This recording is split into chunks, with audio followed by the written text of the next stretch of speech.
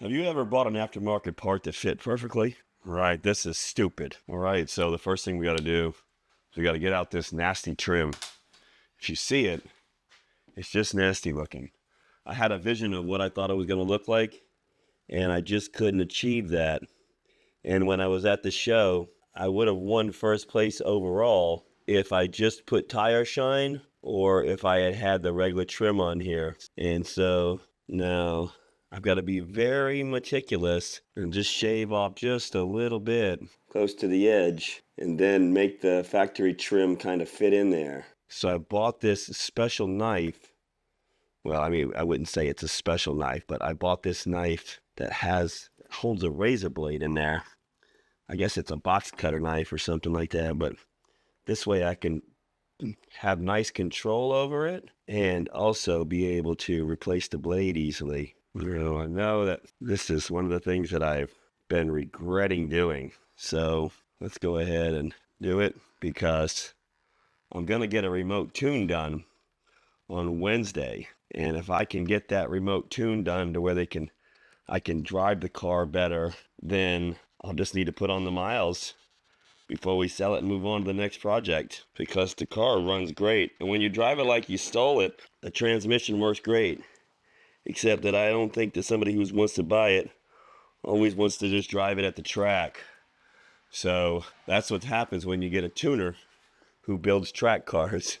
He'll definitely get you the horsepower, and I don't fault him, because the thing is I wouldn't let him take it for a test drive because I didn't have insurance on it at the time, and now I do. And what I'm doing is I am cutting this, and I'm staying back about 1/8 of an inch and being very, very careful. And my plan is to creep up on the edge after I get the main chunk of this out. Now, I imagine this is going to take me a few hours, but just like everything else on the car, nobody else is coming to do it. Nobody's coming to save me. Nobody's coming to fix the problems on my car. My buddies would surely come and help me, but it still has to get done. I got some good friends. This is so nerve-wracking. Now, I have the new trim in the box already. I had some trim, and I should have just done some work on it to make it work, but I got a little carried away. Still feels rubbery. Strange.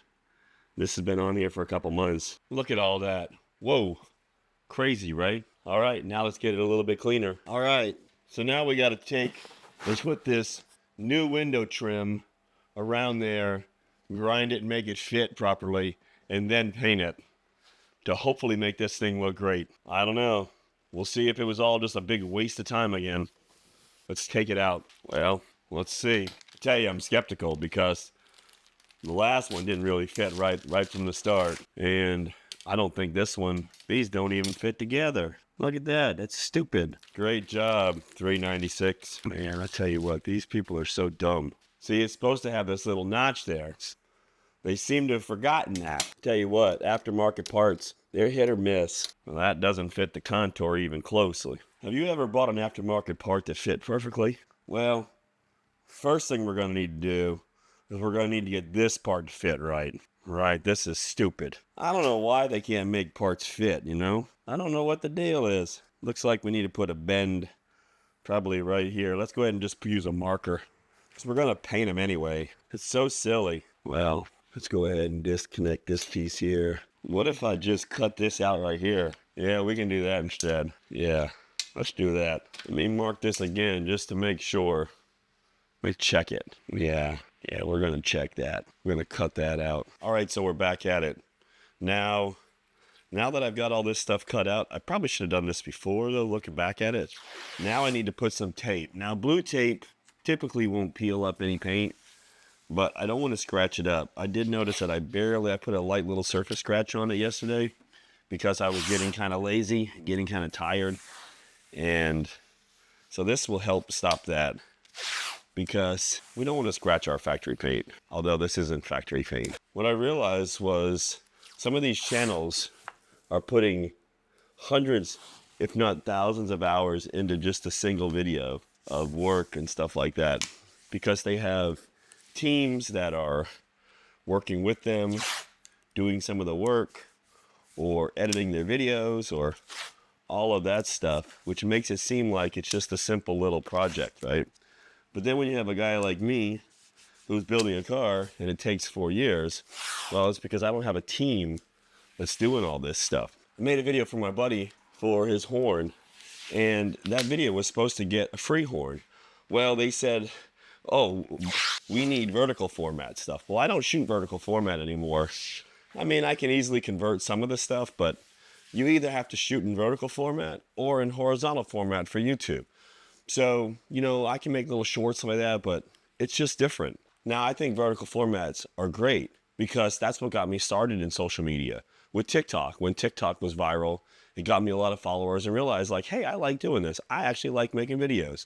But the thing is I can either shoot in vertical or horizontal. I don't have a way to sort of convert them two over perfectly yet, but some of the bigger channels do. So I have to kind of cheat and use some programs that kind of just pick out some clips, make little short little things for you so I can upload them to my YouTube shorts, but I can't do it quite right.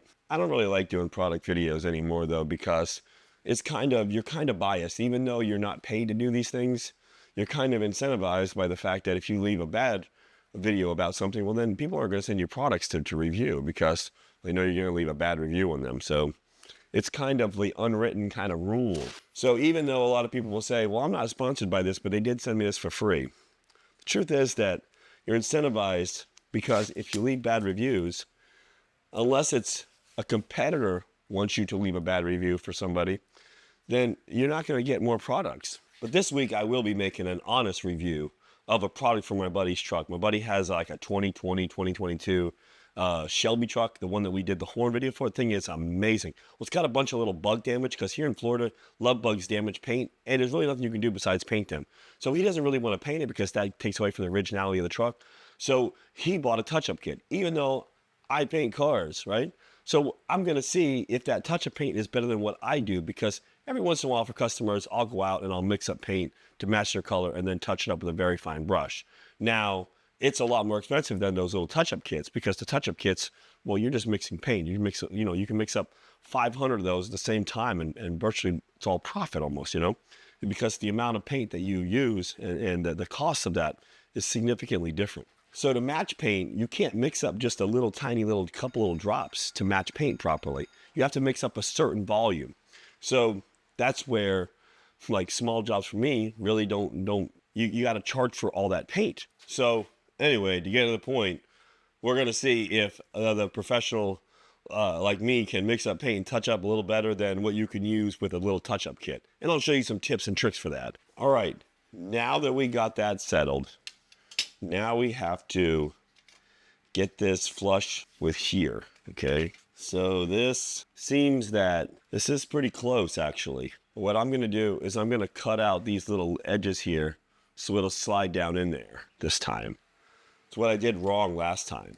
And I'm going to give myself enough room to where I don't have to be exact. So I'm going to mark those for those clips and cut out the bottom part so they'll slide in there. And what I'm going to be doing is just cutting out the back side. Okay, so what I've done is, if you notice there, and you notice right there, how I ground that out, right there, right here. So it'll slide on that lip a little bit better. Now let's go see if that'll do it. Okay, well, let's see. Okay, time to get out the sander. Well, listen, if you want to see it painted, you want to see it completely installed, you're going to have to watch the next video because I ran out of time. But here you can see I cleaned it. I lined it up nice and flush. It's going to work. And I'm going to use something from Matt Armstrong's channel called Mansouri glue. If you don't know what that is, you're definitely going to want to watch the next episode. Hey, I appreciate all the people who watch my stuff, all 17 of you. I really appreciate it. If you could just click like, share, and follow, or just click anything, I don't care. Just do something. Just don't click dumb. Have a great day.